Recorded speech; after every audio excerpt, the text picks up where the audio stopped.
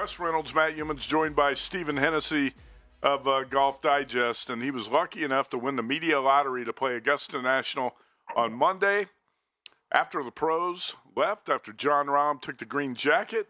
And, Stephen, I assume the weather was perfect the day after the Masters wrapped up on Sunday.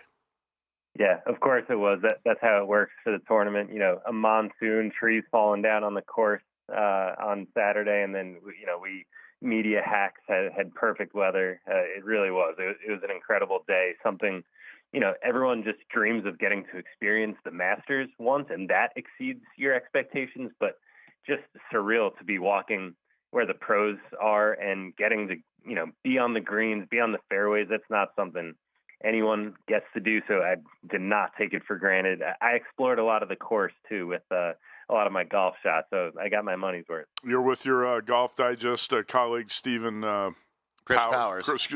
Chris Powers. And you guys played. He shot a 90, you shot a 93. And you played from the members' tees, so not the tournament tees, so the course wasn't quite as long. I'm curious, what's the process like to win the media lottery? How does that work? Is every media member who covers Augusta get an entry into the lottery, or what's the deal? Yeah, pretty much. If you're going to be around on the weekend, everyone enters. So I think there's something like 500 media members who enter it, and only 24 win. So there's 6 groups out on Monday morning, and so incredibly lucky, not only to win it, but one of my good buddies, Chris Powers from our podcast, in the same group as me too. So to get to play with one of my buddies there, I mean, just incredible. We had a match going at Augusta National. I mean, it truly is once in a lifetime type stuff. And there were a few highlights on the back nine. We won't go shot by shot, but to par 10, to par 11, par 12 after fatting my tee shot, but getting up and down from in front of the water, something I'll always have. It's all downhill from there, though. I think that's peak life for me, I think. Stephen, did you not take advantage of the par 5s? We know that that's always the key at Augusta. They're at 13 and 15. Yeah, not on the back. I actually played the par 5s on the front, 1 under. I birdied 2 and parred 8. So, that was good. But yeah, I, had the chance to be even par through Amen Corner after the pars at 11 and 12 and hit a great tee shot on 13. But I had to lay up and hit a bad layup. So that brought me to a 7. That was bad. But then I parred 15 too. Was on in regulation, almost rolled in the birdie. So yeah, I mean, played the par 5s and in 1 over, not too shabby, and then parred 16 too. So yeah, just incredible all around. Couple negatives I noticed. We got to bring up these. One is, I believe, the first hole. You were like John Rahm. He didn't have a snowman, but it looks like you put up an 8 on the first hole. Is that right? Yeah, that was kind of a newspaper 8, too. I didn't quite hole out. I had to get out of the way. I was in the trees, thought I could get over, hit the trees, came down, hit the trees again.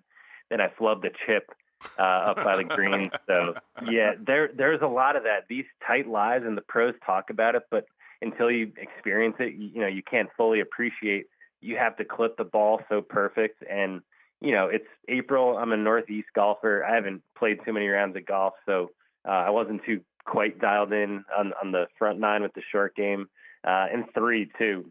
I mean, I had 90 in, and I ended up making a 7 after what I thought was a good approach.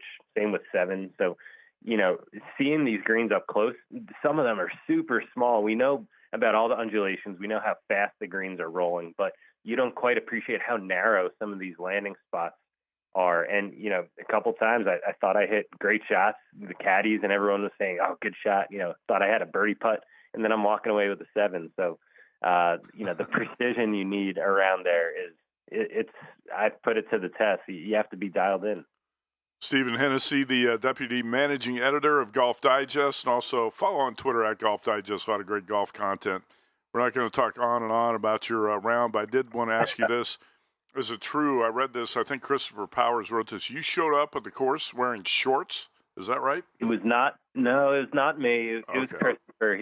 He rolled up in shorts, and yeah, within 2 seconds, he had a member of the pro staff asking him politely to change. But then that allowed him a chance to change in the champions locker room. So it wasn't the worst thing. Excuse me, sir, that is not proper attire here at Augusta National. Hey, what's the for those of us who have not played the course, and a lot of viewers, listeners who haven't even had a chance to walk it, what's one thing you can, I guess, explain about Augusta National that really doesn't come across on TV that's unique about it?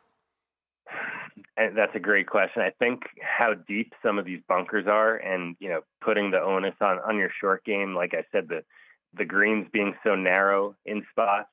And I mean, you could see a lot of the course from the fairways. Like I don't think that comes across on TV, particularly like this shot that you see down the line on 15. These guys' second shots, and you're standing in that fairway. You could see all the way to 16. You could see to 6. You can see, obviously, 17 fairway coming back the other way. So that's another thing. And I think how the bunkers are disguised into the greens, like I said, you hit some good shots into the greens, and you don't realize quite how close these edges of the sand traps come to the greens. So, there's a bunch of nuances, little things you pick up just playing once. And, now I could say, I hope I get back there to prove myself and play it a little better. But obviously that's quite the pipe dream. Just to play it once was the thrill of a lifetime.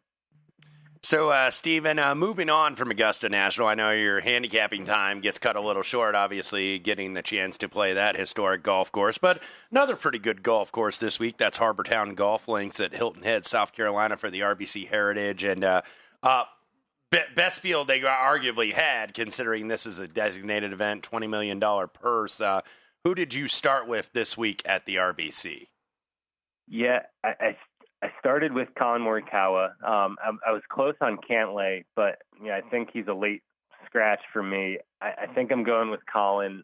This course just really suits his game. It's all about the second shot here. First of all, off the tee, these guys aren't hitting a lot of drivers at all, maybe 2 or 3 holes. It lets them hit driver, but really it's laying back with 3-wood or even an iron off the tee, and then it's the second shot. And Morikawa has had an up and down year, but he's really due for a win. His approach numbers, are still in top 2, top 3 in this field. And, he's had some close calls here. The year when Stewart Cink ended up running away with it, he was in that final group and had a chance to win. Just feels like he's, on the precipice of another win, had a top 10 at Augusta. So Morikawa is the first one for me that I'm going to bet. I can obviously see why you're playing Morikawa. By the way, he's number 1 on Wes's model this week. Hopefully his putter's hot, right? Because if there's one thing that's going to hold him back, it was the putter. I bet him last week, Stephen, and he just never made that move on the weekend. He got to 7 under. I think it was on Saturday when he went bogey, and he was never really a factor after that. Not like he had a poor weekend, but he just wasn't really a factor, right?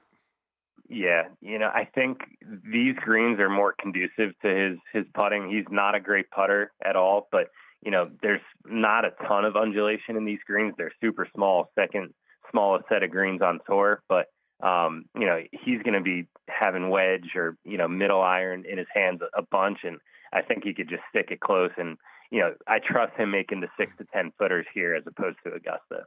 Aside from Colin Morikawa, who do you like to play well this week at Hilton Head? Yeah, I like Spieth as well.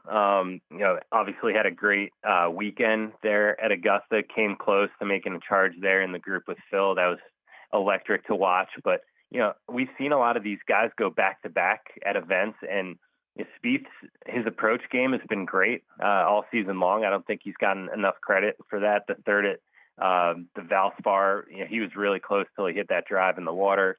4th at API, and then 4th at the Masters. I think, again, with just like Morikawa, it's the putting, which is weird to say with Spieth, but that's gotten better the last couple of weeks. It seems like he's cleaning that up. So Spieth at like 22 to 1, I think is very fair. And I talked about Cantlay. I'm not betting him outright, but I'm seeing at Circa, for example, you could get him in a matchup -130 against Rahm. I mean, it's kind of a narrative to fade Rahm coming off the Masters win, but I mean, truly, he's not going to be 100% focused. Whereas Cantlay, he's been playing some great golf, and it kind of tells you Circa has a -130 over, the new world #1 golfer. A lot of money's coming in on Cantlay over Rahm, so I think that's the way I'll take Cantlay and fade Rahm.